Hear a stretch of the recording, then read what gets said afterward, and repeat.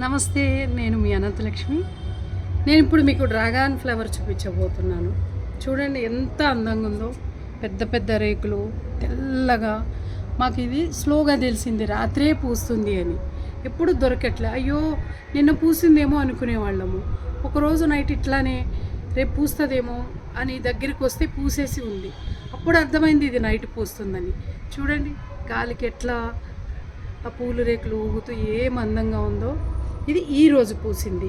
అలాగే మీకు నిన్న పూసింది చూపిస్తా. ఇది ఉదయానికి ఇట్లా వాడిపోయి ఇట్లా స్లోగా ఎండిపోయి కాయగా మారుతుంది. మీకు ఇప్పుడు కాయని చూపిస్తాను. ఇది మొత్తం డ్రాగన్ మొక్క.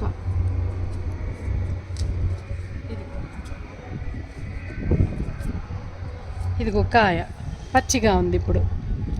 అలాగే ఇదిగో ఫ్రూట్గా మారింది. ఆ పువ్వు చూసారా, అంత అందమైన పువ్వు ఎలా మారిపోయిందో.